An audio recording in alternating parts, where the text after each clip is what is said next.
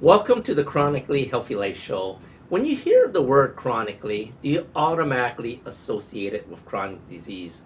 We all do. It's been programmed right into our head. But what if we flip that whole idea on its head? Let's discover how we can create chronic health in our bodies, our minds, our finances, our relationships, and of course, in our lives. Welcome to the place where chronically means healthy, wealthy, joyful, and ridiculously alive. Let's flip the script together. Today we have a special guest, and I hope I'm going to pronounce her name correctly. It's Robin Quinn Keehn. Is that correct? That's perfect. Perfect, Robin. Thank you for being a guest on the show. Why don't you tell us a little bit more about yourself and why do you do what you do? Sure, I'm happy to, Andy. Thank you. So, my background, just really quickly here, we were just talking about my piano. I still teach piano, 30 I years love it. teaching, and I love it. It's just joyful for sure. Early childhood music and piano for a long, long time. But I had a large music and dance studio, and it sure taught me a lot. We had somewhere 300 to 500 students enrolled annually for years and years, and I got to watch people up close and personal live their best and most stressful lives in a lot of ways. And there were certain things that occurred to me. I just noticed patterns in people and behavior. And there were many highly capable people that came through my studio. We had adults and children and teens and everybody in between. But what I noticed was that one of the things was overcommitment. That was a big thing for a lot of moms in particular when they're busy with their families, Hmm. and they didn't know how to stop. They didn't know how to say no. They didn't, and they had so many things running. And me too. I have four kids, and I had this big studio, and my husband had a business, and we just, ran and ran and ran like all families do. But I watched overcommitment become a big thing, and even myself, said yes to too many things, so many things. And then I would, and other people would have those things running and never quite end them. Just kind of this ongoing busyness, but you weren't busy all the time, but you had so much running in the background. So that was a big thing that I noticed. And the other thing I noticed was that for myself as a teacher, I had a rule.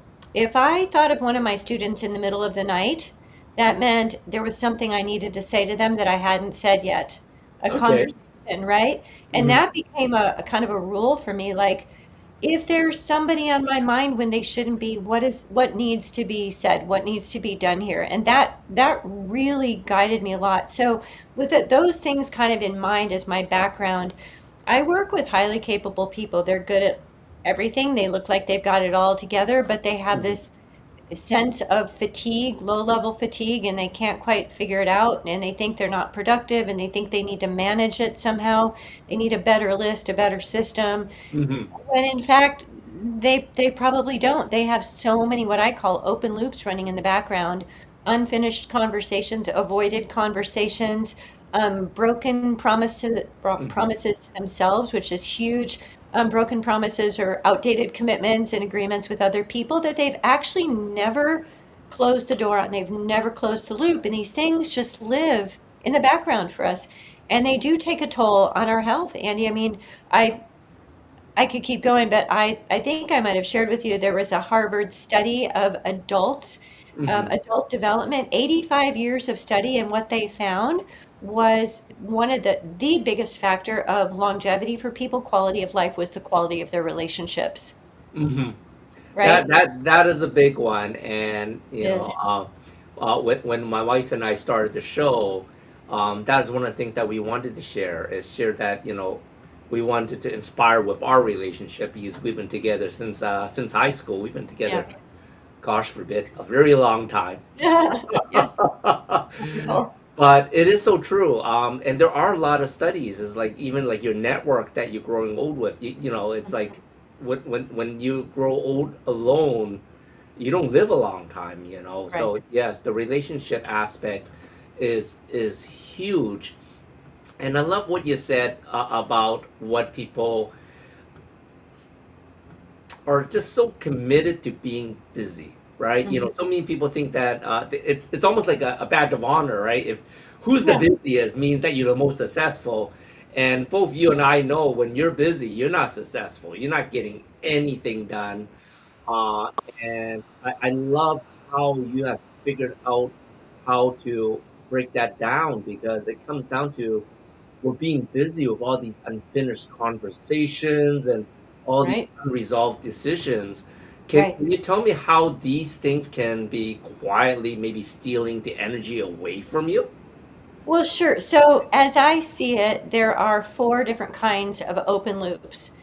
And they go from easier to harder to resolve, right? So we have Mhm, our tasks on our to-do list. Our tasks, pay this bill, make an appointment for the dog at the vet, take my kid to the dentist, whatever those things are. We mhm, have that. That's really normal. But then we have decision loops, and those things are can be anywhere again from, easy to make a decision or difficult to make a decision. I had to make a decision this morning. I was like, do I really have to do it? But it's been on my mind for about 3 weeks. And, the last day I could make the decision was on Wednesday. And mhm, I thought, okay, I just need to make the decision. But for the last 3 weeks, it doesn't leave me alone. It's in the mhm, back of my mind. Even though I've written it down and it's on my to-do list and I have it on my calendar, it still lives in the back as unresolved, right? mhm. It's just there. And so the next kind of loop, and these last two are the most important open loops, if you ask me, relational loops, and those have to do with conversations that we have with Correct. other people, right? And that could be as simple as, hey, I can meet you next Wednesday for lunch. Super easy. But it Mhm. could also be, you've stood me up the last couple times we were supposed to get together, and I really would like to talk to you about what the impact is on me because of that, and I'd like to see if we can work something out, right? Like those are a little bit harder, or the hardest of all, ending a relationship or redefining a relationship. Mhm. But those are kind of decision and conversational loops because they go like this. I have to make the decision and then I have to wind myself up for the conversation. And Andy, there are conversations that people avoid for days, weeks, months, years. Correct. And they definitely take a toll on us because depending on the importance of that relationship, man, they can wake us up in the middle of the night. They can steal our peace while we're working, while we're doing other things that you hear somebody with the same Mhm. name and you're like, oh, you get a little bit of that, that jarring feeling of like, oh my gosh, there it is again. I need to talk to that person. So those things require the the courage to go have the conversation, and that's a really big deal. And fear is the fear factor in that is real for people. And I believe that we figure that out by getting prepared and then practicing. And the last kind of loop is Mhm. open loop are self loops, promises that you've made to yourself. So maybe it's about something you promised you would do and you're not, promising something you're going to stop doing, but you haven't, right? I We're mean, all guilty of that one. I Right? think we're all guilty of that one, right? If it were easy, we would just do it or not do it. But it's not that easy. And those things, the self loops are important too because they have a different kind of weight. They have an internal impact. You hear people talk about imposter syndrome. Mhm. Well, I've worked with a lot of people with imposter syndrome, and sometimes I'm like, well, the you are contributing to it because if you keep telling yourself you're going to go, you're going to get up at 6 a.m. and you hit that snooze button 5 times, you start to think, I don't really keep promises to myself, or Correct. I'm not that reliable. But those kinds of things, they can be much bigger. Again, there's always a scale on that. But over time, those broken promises to ourselves really do have an impact on the way we feel about ourselves. And I think, if you're doing that stuff and you have imposter syndrome, it's kind of there's a little evidence that your public persona and your public promises don't quite match what's going on inside.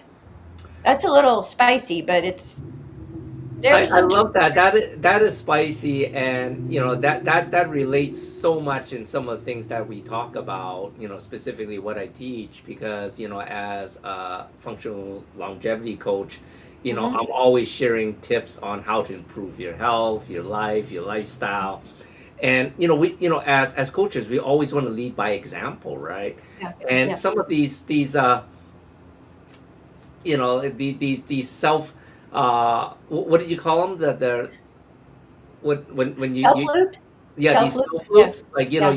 you put yourself like, I you tell people get up early in the morning, because we all got the same 24 hours, right? But why Right. are some people so much more productive? Yeah. And, like I'm always telling people, get up early in the morning. That's what I do. But there are certain days that I just don't want to, right? Sure. And, Right. and, and it's sort of funny because it's like, and then the next day I'll be sharing, well, you need to get up. And I'm just thinking in my back of my mind, I'm telling something I'm not doing, right? Like that. So I Right. totally understand where sometimes we all get into that imposter syndrome. But, Right. how do we deal with that? Because, like, just because you have one failure doesn't mean that you are a failure in general, though, No. right?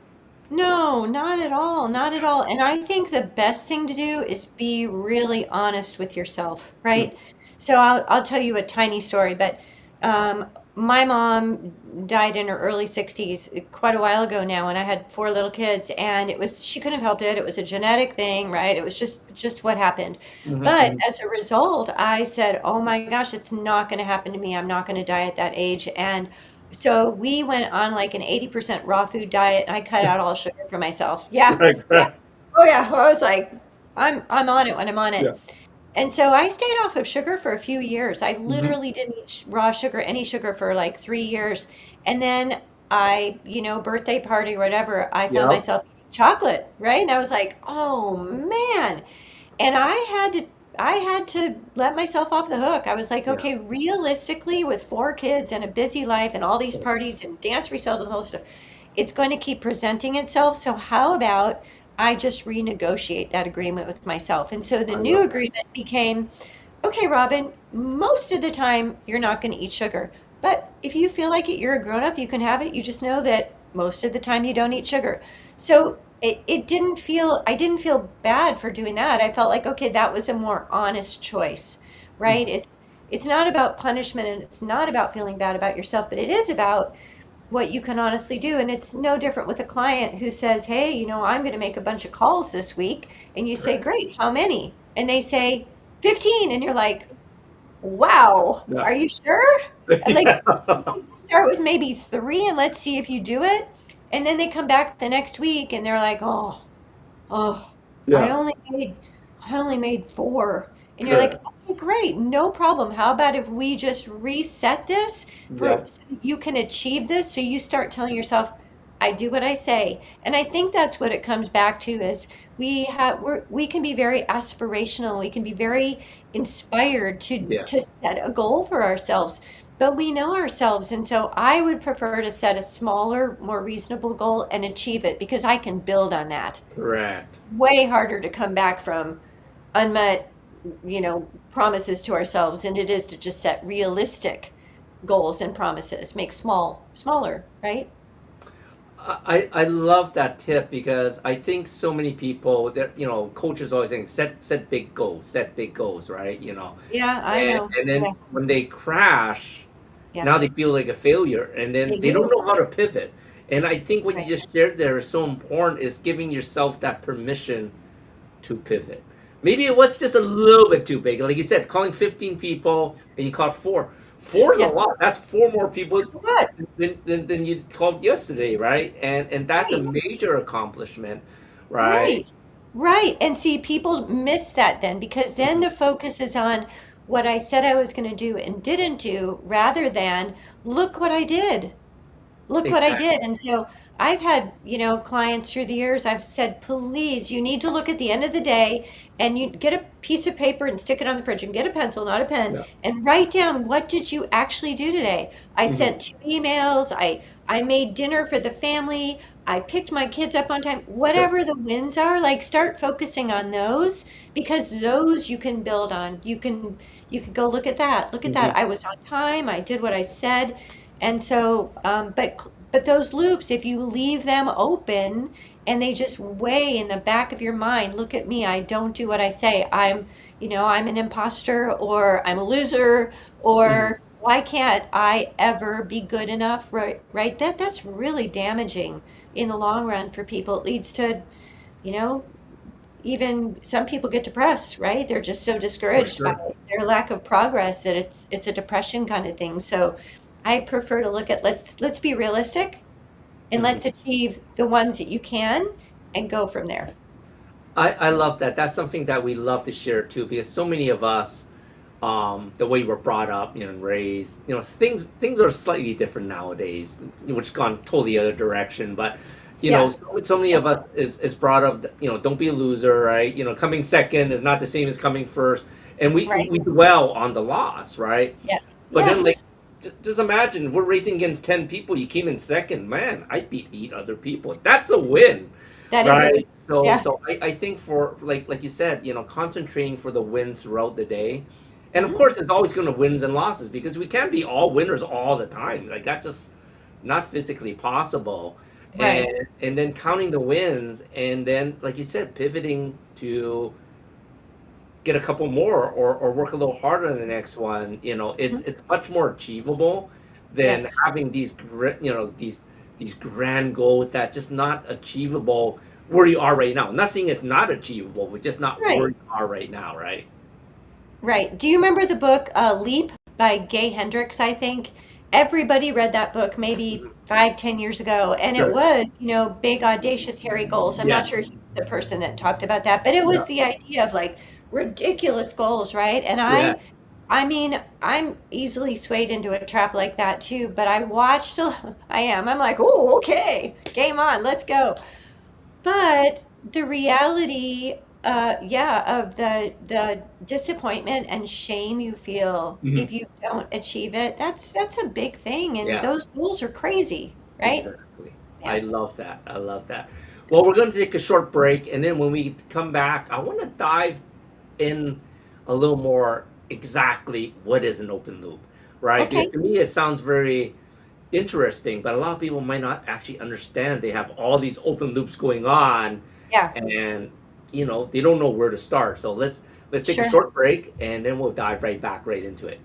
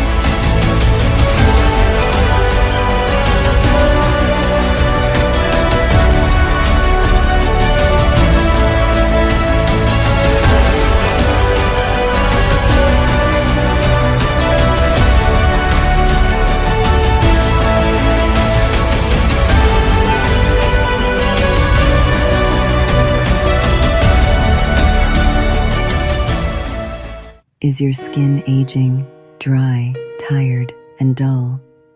Are you putting on more and more makeup to cover the fine lines and flaws? Now you don't have to. Coolness Skincare, developed by a middle-aged woman just like you.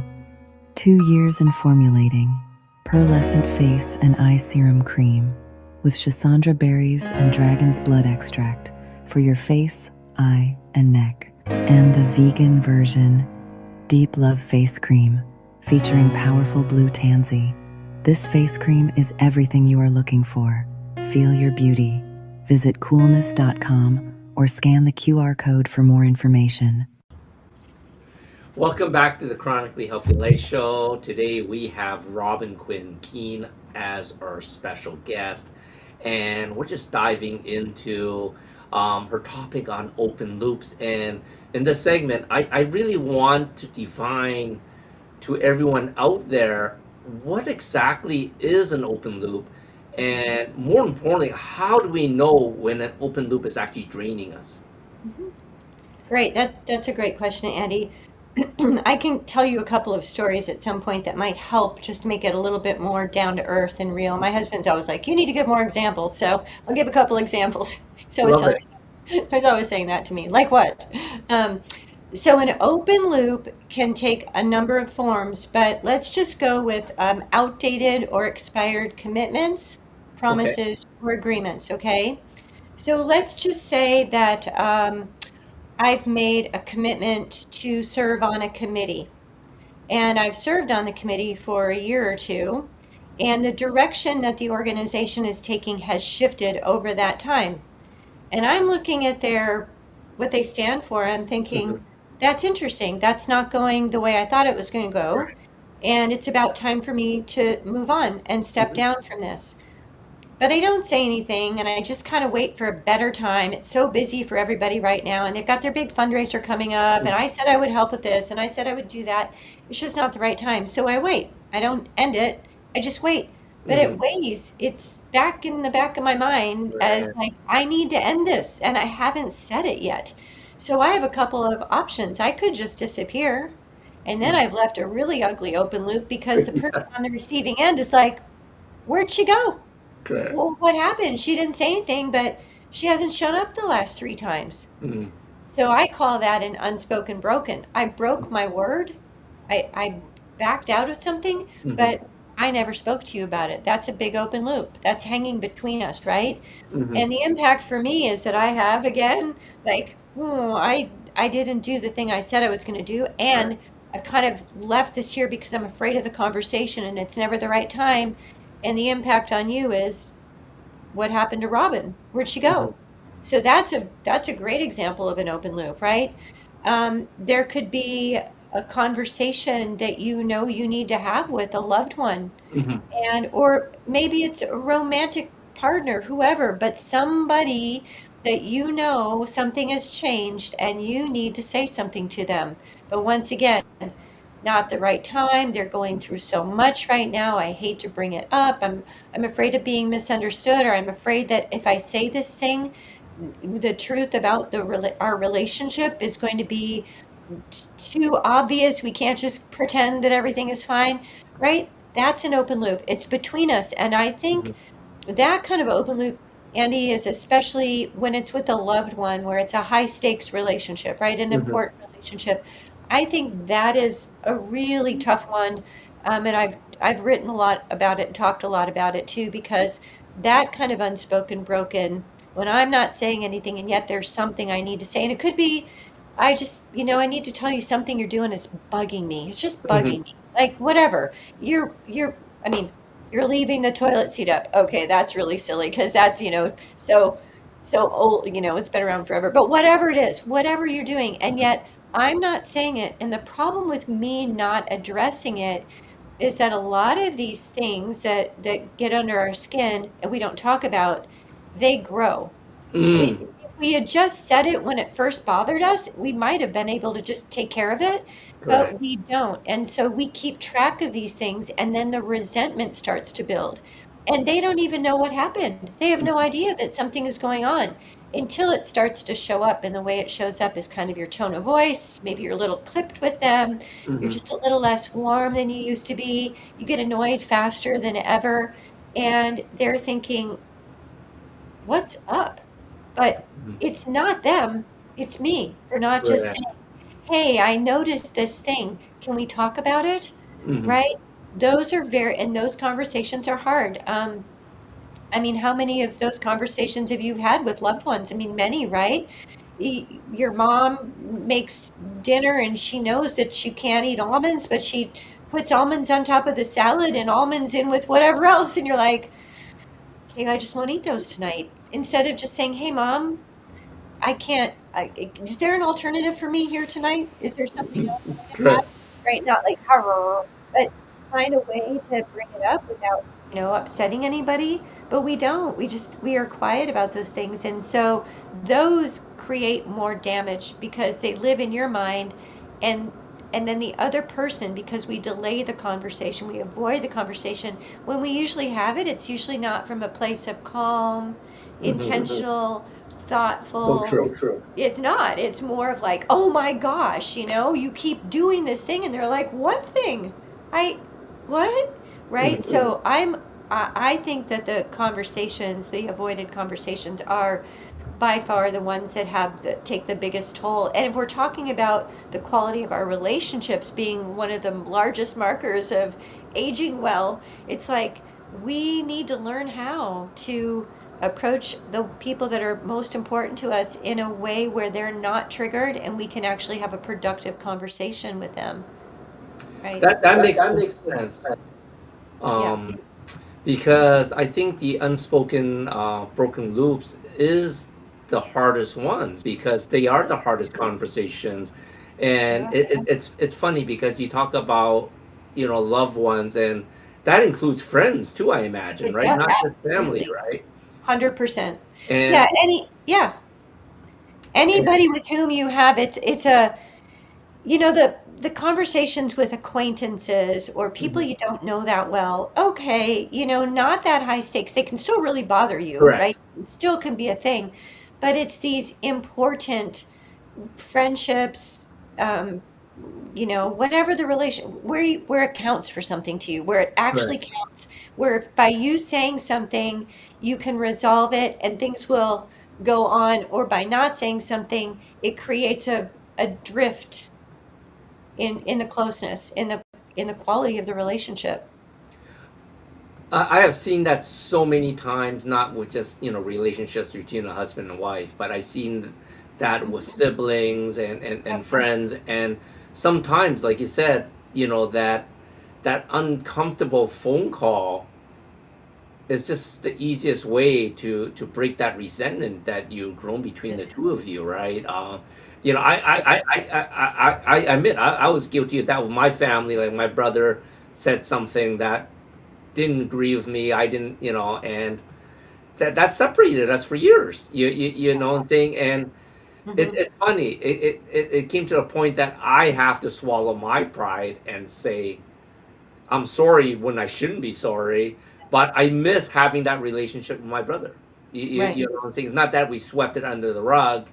We don't really talk about it, but Hmm. it's one of those points now. It's like, well, let's agree to disagree and let's move Yeah. on, right? Because it's not, in all schemes of things that was just important in that point of time. Yeah. But where we are now, that's not even a topic, something to worry about. So why are we still, you know, uh, uh, thinking about that? And I think that is so important because these unspoken broken loops, so many people do it, and life could be so much better, and the world would be such a much beautiful place Hmm. when people can swallow their pride Yeah.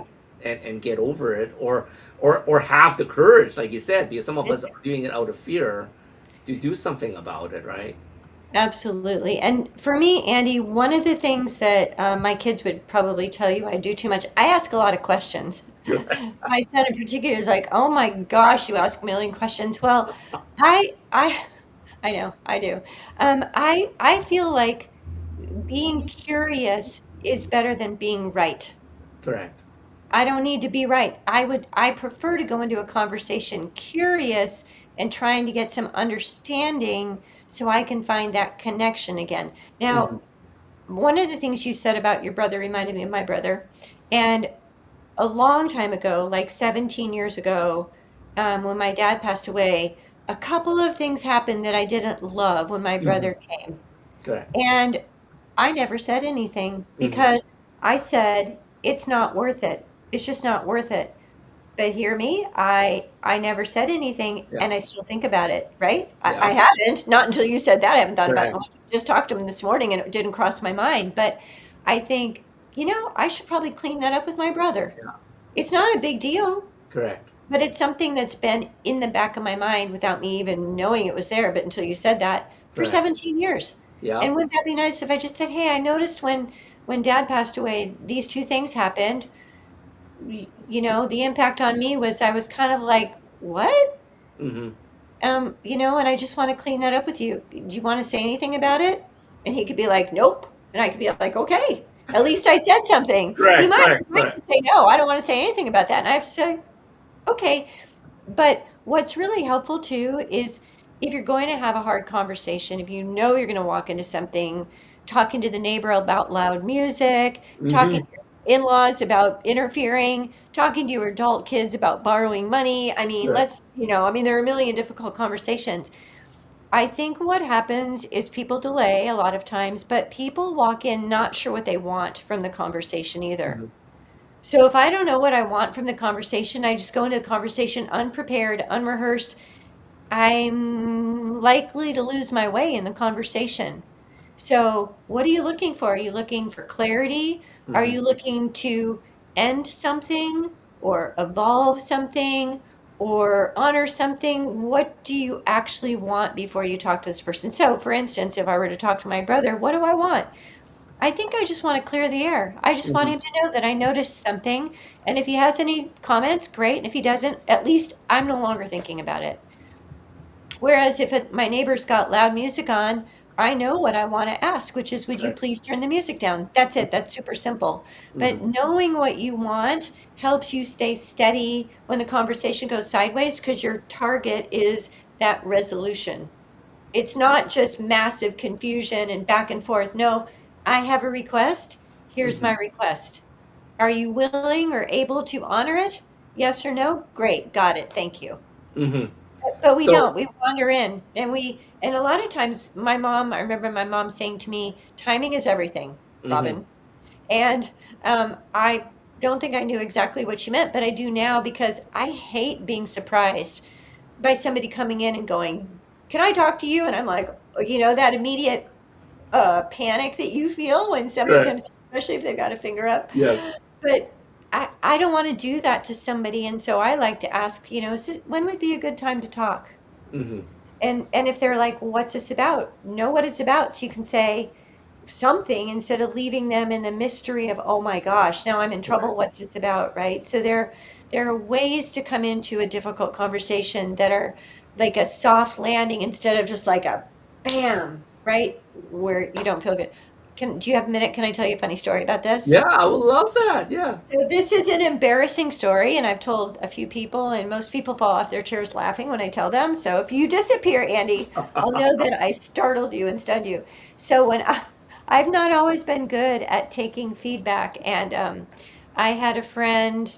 I think when I was in graduate school, we lived together in Seattle, and she was this beautiful gal with this beautiful blonde hair, very thin and white, just like Norwegian or Swedish or whatever she was. Right. And she always wore it very straight. And I was at home and she came home and she had gotten it cut and styled into layers.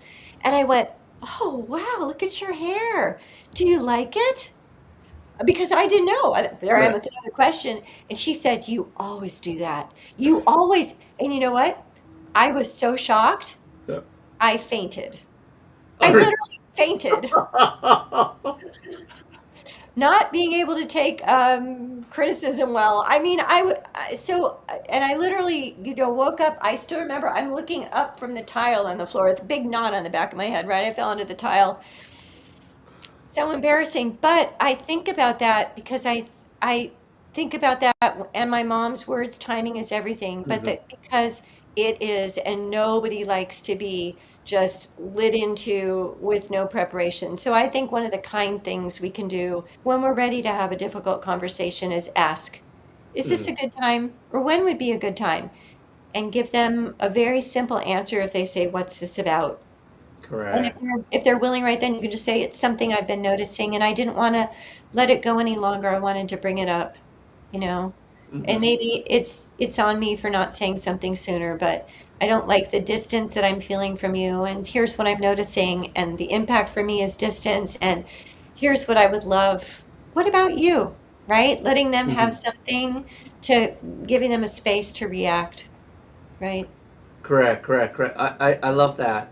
So you mentioned that timing is everything. Do you Hmm. think that there is what's that saying? The something of no return. When you Oh, the waited too point of no long. return. The Yeah, point of no return. the point of no return. Do you think there's a That's point of no great. return for people when you just waited for so long that you wanted to say something, but now when you say something, you know it's going to come out hurtful? And if you don't say it, that's a major unspoken broken loop you It have, is. It which is is. weighing on you. But if you say something, it might actually be much worse than if you said it during the time. Like, what do you do under those It situations? it could be, and only you know if you are willing to open that can of worms, because it might feel like a can of worms if you Hmm. go in after years of silence and harboring something, and you're finally ready to clean it up. However, um, here's the thing, and this is a really simple little story, and it's not that dramatic, but Mm, I had a woman, she was my secretary when I had my first job out of graduate school, and she and I became friends. She was probably mm, 15, 20 years older than me, and she retired, and I moved away with my family, and we decided we'd keep in touch. mhm. But she never called me, and she didn't have her voicemail set up. So I tried calling her, and I couldn't reach her. And this went on for quite a long time. Right. Me calling, couldn't leave her a message, back and forth, back and forth. We probably went a year without speaking. And by then, I was frustrated, and I felt like I had let her down, and I Mhm. felt like I didn't even really want to call her at that point. It had been so long. I didn't think she'd Right. be mad at me. I just thought it'd be really awkward. But I remember when I reached her, I was like, okay, well, I'm just going to try her again. I was Mhm. driving in my car and I didn't have any kids with me. And I reached her and she said, "Oh, Robin, there you are." It's like, here I am. And she said, "Oh, it's been such a long time. I didn't know if I'd ever hear from you again." So her perspective was different than mine. Correct. Hers was, I just hadn't called. Mine was, Mhm. oh my gosh, how many times do I keep trying? But the conversation we had was, hey, Karen, yes, it's great to talk to you. And I just want you to know that I haven't been able to reach you. And part of that is that there's no way to leave you a message. And the impact on me of not reaching you for a year is that I'm embarrassed and I Mhm. feel like I've broken my word to you. And I was out actually a little bit afraid to even try you again. And what's it been like for you? And she just said, well, Robin, you're so busy. You've got that big studio and you've got four Yeah. little kids. I just kept waiting for you. Yeah. And so I just said, can we come up with a different agreement moving forward? Are you willing to try something different? And she said, well, what do you mean? I said, could Yeah. you just call me. Just Yeah. you call me, Yeah. like, please, and let me set up your email or your voicemail with you. Yeah. And she laughed and she was like, I've never had a conversation like this before because it was unusual, right? Yes. It was an Yeah. unusual and it did feel like it could be awkward because it had been so long. I was kind of like, is there Yeah. any point? She's probably forgotten my name by now. Not really, but kind of felt that way. So, there are different levels of that too. But here's what I think, Andy. I could be wrong, but we know when people have gone cold on us. We know Mhm. when there's distance. We know when something is wrong or off and we stop hearing from somebody.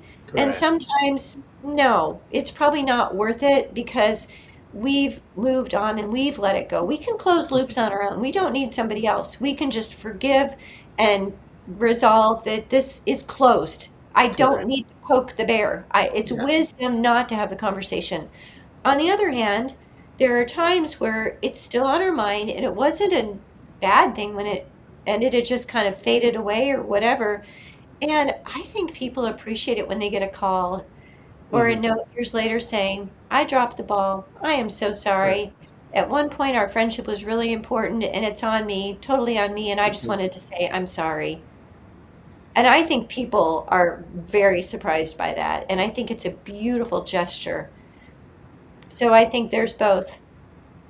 That is so true because like I said, I felt guilty not with just family, but even with friends since I grew up from Vancouver and lived there for 30 years, and Yeah. and then I moved to California for 20 years. Now I'm in Texas in 5 years, and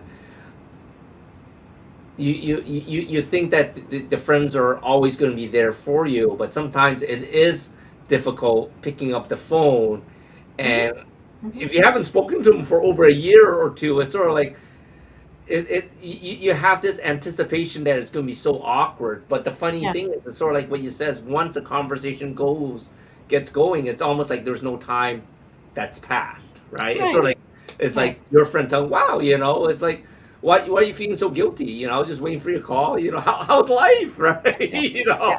Exactly. Exactly. Yeah, but again, there's wisdom if the book is closed and you're like, I don't want to open that again, Mhm. you can just close it on your own. You can say whatever you need to say to yourself, like, okay, I learned from that.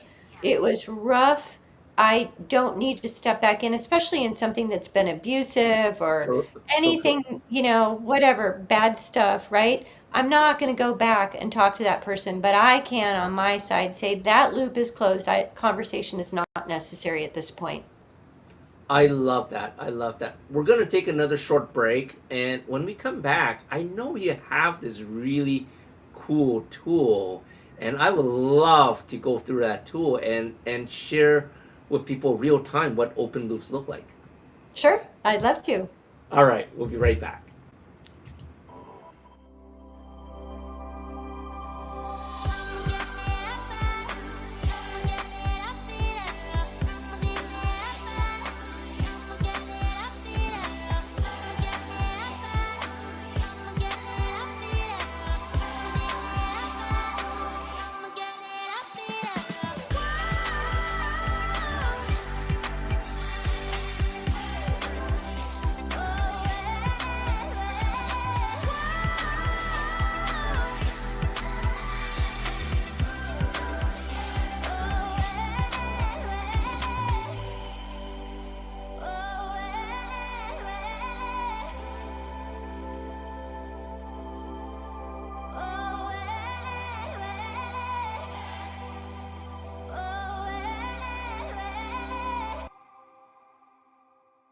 Why do 98% of beauty enthusiasts rave about coolness? It's all in the blend of ancient wisdom and modern science. Introducing Coolness, Pearlescent Face and Eye Serum Cream. This powerhouse combines the antioxidative power of schisandra berries, the glow of pearl powder, and the hydrating wonders of dragon's blood extract. It's like a time machine for your skin, making it radiant, firm, and oh so smooth. Inspired by ancient Chinese traditions and backed by modern nutritional science, this serum cream is perfect for dry, mature, and aging skin. It's time to unlock your inner glow with Coolness. Treat your skin to the best of both worlds today. Welcome back to the Chronically Healthy Life show. We have special guest Robin Quinn Keehn on the show talking about open loops. And, she's been just sharing all these amazing stories. And as I'm, in between commercials, you got me thinking about all the open loops that I have. And before we go into interactive demo, I wanted to ask you, can these open loops give you sleepless nights? Because I know sometimes I have these open loops or these things that these to-do lists that I did not do that day, and I tell you, it keeps me up.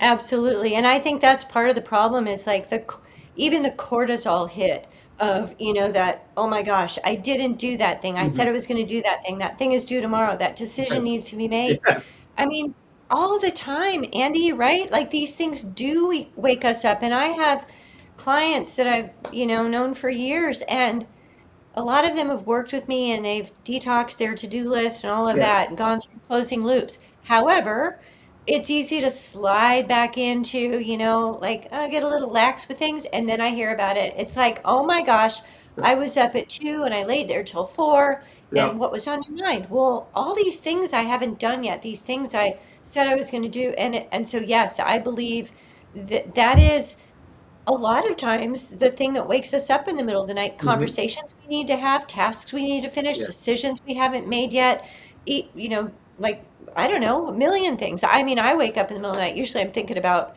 well, like I told you with my big studio, if I'm thinking about a client in the middle of the Yes. night, it's a conversation that must be had, because I should not be thinking about you in the middle of the night or my day off, right? Correct. And that's like a really very clear to me message if that happens. But yeah, and a lot of times, honestly, when I wake up in the middle of the night, worry about things, it's about something with somebody else. Correct. It's That's so not true. usually just something on my list. It's like, when am I going to talk to my kid? When am I going to talk to her about this thing? Because it's not easy, right? So So yes. this might be a harder question for you to answer, because I'm sure there's a lot of people asking the same question that I'm thinking. So Okay. once I am up with this open loop, is there like something that I can do to get that dang thought out of my mind so I can go back to sleep? Yeah. Well, For me, what tends to work is to identify it and write it down, get it out of Mm, my head. Because when it just spins around with everything else now that you're thinking about, because that happens to me, it'll be one thing and then it'll just morph into other yes, things, right? It's exactly. not just the one thing, it just opens up my brain and suddenly I'm like, oh my gosh, full on panic over a million things or whatever. I'll get up and write it down and I'll just go, what kind of loop is it? Is it a task loop, a decision loop, a relationship loop, or something broken with, a broken promise to myself? Get it out. And Hmm. maybe even write down a few details. It's with this person. What do I want to do about it? I want to have a conversation. What do I want to do in the conversation? I want to apologize and set a different expectation. Tell, whatever it is. Okay, great. Great. Okay, Robin, look, it's on the list. You're not going to forget it. I think, Andy, one of the things I think is that our brains, when we make promises, when we commit to things, our brain, even if we forget most of the time, it's in the back Hmm. somewhere. Yes. And I had an experience about 8 or 9 years ago where I had so many things going on. It would wake me up in the middle of the night, all these different things. And so I got a whiteboard, just a little whiteboard. I put a line down the middle. And on the left side was, thank you, I know you're there, but I'm not doing you right now. And on the right side was, yes, I'm working on you actively. Wow. And Okay. and so I would get up in the morning, or if I woke up in the middle of the night, I'm like, "Yep, you're right there. You're fine. I'm not going to forget you." Whatever it Hmm. was, I know I was talking to it like it was a person, but it really has soothed me to Sure. have it where I could see it. And I don't mean on a desktop, and I don't mean in a folder in tucked away somewhere. I mean right where you can see it and go, "These are my open loops. I'm aware. I'm not going to forget. I'm going Correct. to handle them. And this is what I'm doing right now." That has been so helpful. And then one of my clients years ago gave me literally, because I'd say just do a brain dump. That was my Yes. answer to a lot of questions. Do a brain dump, just get it out before you go to bed. But I literally have a pad that's brain dump. And so if I've got a lot of stuff going on, that could just be so helpful to get it out because as long as it's in here, it's like intangible, Hmm. you know? I love that. I think acknowledging it, but more importantly, like you said, writing it down to literally get it out. It's just that so many times I'm so lazy. I'm up, but I'm just too lazy to get up and actually write it down. And and as coaches, we know what we're supposed to do, and sometimes we don't do it. And it's Yeah. something coming from another coach to remind me. And that's why I always tell people why coaches are so important because sometimes they are just that helpful reminder to help you do the things you know you need to do. Right. So, Right. Robin, I love to share a little bit of how this works in Mm-hmm. real time. And Mm-hmm. I know you have a tool. I'm going to pop that on the screen here. Okay. Okay. Right. And can you share a little bit more about this, how this all Sure. works? Sure, Andy. Yeah, well, I just published my book, and a few months before I published my book, I had this idea, a very robust idea that what would really help people is a difficult conversation simulator. And Oh, so wow. I built one, and I Okay. had the time of my life. I'm like, wow, this is just crazy. Like, what do you wish for? This is what I wish for. And so here it is, and I'm really excited about it. So basically, this is an opportunity because I believe practice is the way we get ready for these conversations. It's not rehearsing in our head and never saying it out loud, but it's actually practicing it. And if you Hmm. can practice with another person, fantastic. But often that other person is not the personality style of the one you need to Correct. talk to. And so that you're like, no, be meaner, say more. Make me walk on eggshells. And they can't Correct. because that's just not who they are. So in Correct. this app, you get to define it. So the very first thing is you can bring your own conversation. So I've got a bunch of scenarios, but let's just say there's something So, but if you scroll down, you can see you can talk to your partner or spouse. There are a whole bunch of different options here. Are you able to scroll down? I'm not able to scroll down. Can you scroll it? Okay. Can you see it? Yes. Oh, yes, I can. Okay, great. So right at the beginning, you can bring your own, like I said, or you can select a scenario. So there are all kinds of things with your partner, your spouse, your family, parenting teenagers, work related, friends related, neighbor related, Oh, out in the world. wow. Somebody says something political at Thanksgiving dinner. Now what? Everybody's looking at you. Right. And then we've got some things down at the bottom that are a little bit more spicy when you're dealing with what a lot of people would label as a narcissist. So Hmm. we're not going to go there right now, but Right. let's just say we're going to go back up here to the partner or spouse, and you don't agree on what matters. So the first thing is you pick the scenario or put your own in, but Right. then who are you talking to? And Mm. we've got the scenario, but then we've got the deflector, the exploder, the I stonewaller, see you the saying, guilt yeah. tripper, the reasonable one, the victim, the persecutor, the rescuer, or the manipulator. So let's just say we're going to talk to the exploder. And sorry, I have to put my email in because I get 3 tries and I'm out, and I've done it about a million times. So, so here we go. The scenario is you find your partner in the kitchen scrolling through their phone after dinner. They look up when you walk in, and they say, your partner says, "Hey, you need something?" And you go, "Hey, yes, I'd like to talk to you. Is now good?" And then this is AI playing the other person with the I love that. personality of the exploder. Yeah. What? And he says, "Now, I mean, I guess I'm kind of tired. I know, but this is important. I've noticed, I'm going as fast as I can. The kids aren't willing to brush their teeth anymore these days." And he's going to come back and say something to me. "What? That's what you want to talk about? The kids' teeth? I handle bedtime 3 nights a week. They brush their teeth fine when I'm doing it. Why is this suddenly a conversation you need to have right now?" So we could go back and forth forever. Right. I'll just say I'm worried about it. I'm worried about fillings.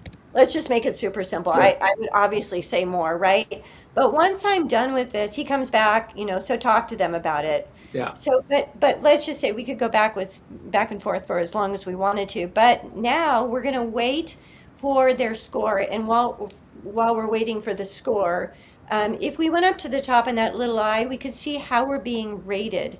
So we're Mm. being rated on if we were steady during the conversation, if Mm. we were direct, and if we came to a resolution. As you can Mm. see, I wasn't very direct. I was pretty Correct. wobbly.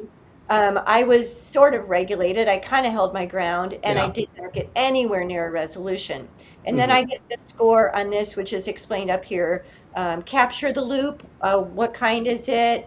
Observe the impact, speak the truth, end, evolve, or honor, whatever. But then Correct. you've got, what you did well, where to grow, coaching from me, my business partner, we're both certified Yeah. mediators. One thing to try, and my favorite, your personalized script.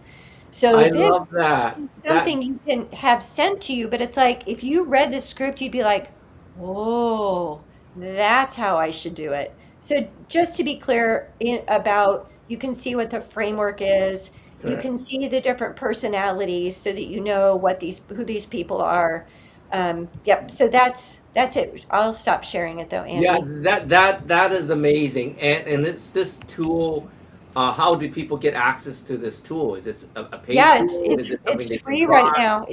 It's free right now. It's try.peopleskills with a Z dot Okay. com. We'll I drop it love in. that. I love that. And we have the QR code there right on the screen for people to scan to get on there. So time flies by so quickly. There's I so know. many more questions I want to ask you, Yeah, and I would love you back on another happy to. episode where we can dive deeper. But Happy for to. all the viewers out there, what is the best way for people to get hold of you? Uh, I have a group on school. So I Okay. don't know if you know about school, but it's school.com/ people skills spelled out Okay. PEOPLESKILLZ. And Yes. you should be able to find us in there. I'm there. We do live trainings all the time. I have a 5-day detox your to-do list challenge, close the loop, starting on the 29th, and you can come into the group. So that's probably a great way. I'm also, hanging out on Facebook and all the cool places. Yeah. That is so awesome. That is so awesome. Thank you, Robin, for being on the show. For all My our viewers pleasure. out there, if they're interested in finding more out about this tool, make sure to scan the QR code. Reach out to her at People Skills, PPL Skills, Yeah, SKILL skillz.com. com. Yeah, I have that right here on the great. screen. You sure Reach do. out to her, and we would love to learn more about your challenge, and we'll be sharing that on our socials for people that want to jump into that. Fantastic. Thank you, Andy. It's been a pleasure. Thank you so much. So join us here every Friday at 7 p.m. CST on e360tv.com, on the Vitality TV network, or you can watch all past replays at YouTube at Chronically Healthy Life. And of course, swing by our website, chronicallyhealthylife.com, this week to elevate your longevity and check out our brand new healing skincare. Until then, stay vibrant, stay fierce, and stay ridiculously, unapologetically, chronically healthy. We'll see you all next week.